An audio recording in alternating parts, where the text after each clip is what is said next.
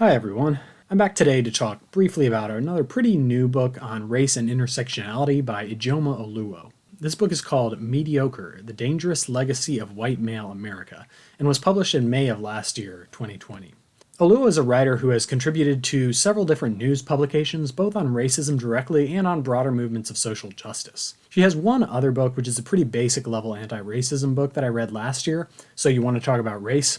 And although that one's what I'd call an intro level book on the topic of race, it's one that I found useful and that I'd recommend, specifically for white people trying to learn more about the experience of black people in America. It should probably be evident from the subtitle of this book that I am a member of the intersectional group subjected to critical analysis in this book, the white male, so fair warning, but I at least like to think that I'm doing my best to integrate and learn from this criticism, and I don't really mind it or take it as a personal attack so much as an opportunity to understand the role I currently occupy in society and its historical context.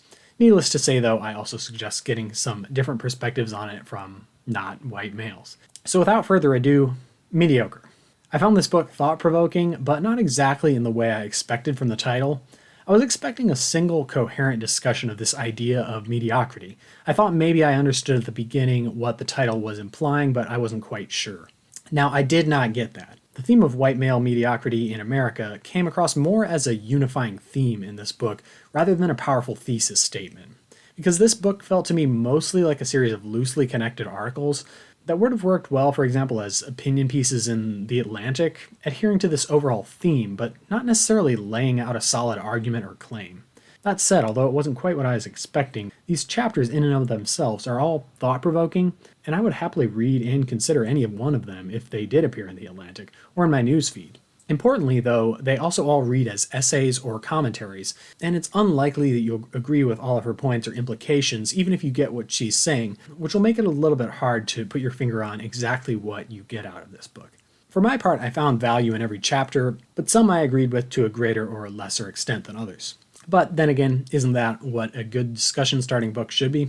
I'll try my best, though, to very briefly describe the more general point that I think the author was trying to make in this book. So first, we have to accept the premise that white males in the United States are historically and still presently an especially privileged group, which I do. Now, recently there have been a lot of public discussions about identity politics, which caters to a particular group's interests, which basically centers the need of specific identities, whether it be race, gender, sexuality, or etc., as contrasted with a sort of common humanity or common struggles politics.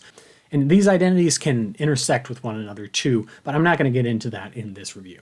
When examples of this identity politics occur, whether in political candidates or protest movements or wherever they arise, they often receive criticism, especially by prominent white males or by members of more privileged groups, who instead argue that we are a common humanity and even maybe criticize, for example, the statement that Black lives matter because all lives matter, implying that there are specific solutions that will help all of us and that identity politics is divisive. Ijeoma Oluo is unsympathetic to this view, and she argues that this is pretty much a veiled attempt of white males in particular to recenter ourselves in the conversation. Why?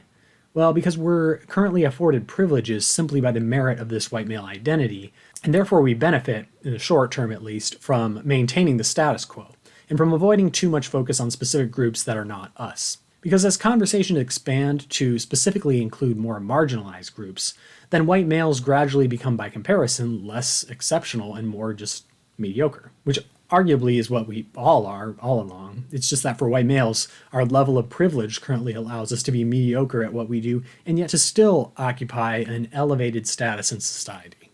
This might be a hard premise for many white males to agree with, and I suspect that most people's level of agreement will correspond with the extent to which they believe that white males are especially privileged, and that this is likely to stay the same without any intervention.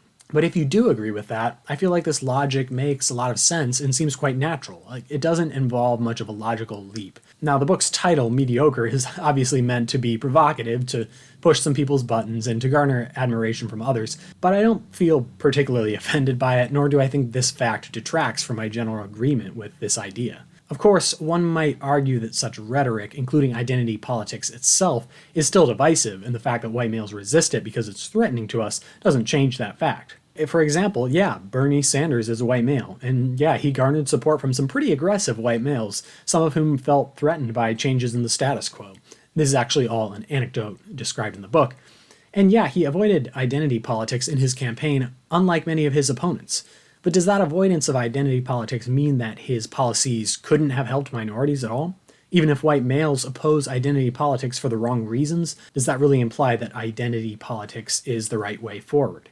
And is the concept of identity politics even a real thing, or is it just a rhetoric that people are using to further polarize their supporters? I don't have an answer to these questions, and I don't think you'll find the answer in this book, so that's probably a discussion for a different time, but something to keep in mind. Another implication of this centering of white males is that people who are not white males are often seen as representing their own group, even without any explicit attempts to do so. Even though people rarely consider white males in Congress, for example, as specifically representing the interests of white males.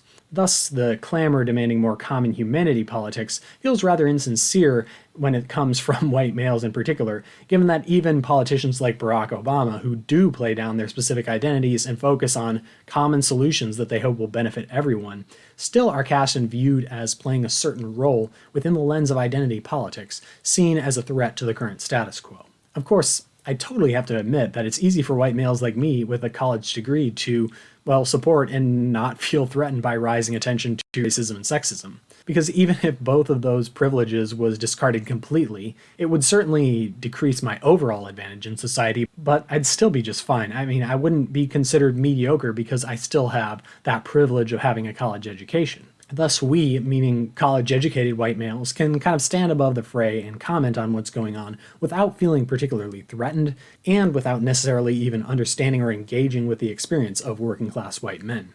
And this is a huge pitfall that I think a lot of us fall into without full consideration.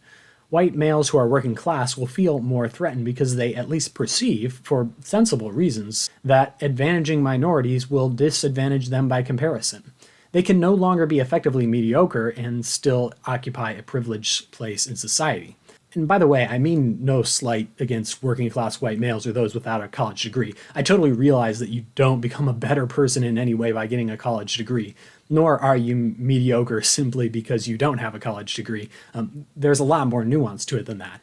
And there are certainly plenty of people who either choose not to or can't get a college degree. So I did appreciate that the author, when she criticizes the societal dynamics at play among working class males, she mostly avoids taking cheap shots at working class white males. Although she doesn't really delve into what it's like to be one of these folks and doesn't really pretend to, I at least got the impression that she somewhat understands that the reasons why this group of people feel threatened are understandable, even if she thinks that they're not well founded.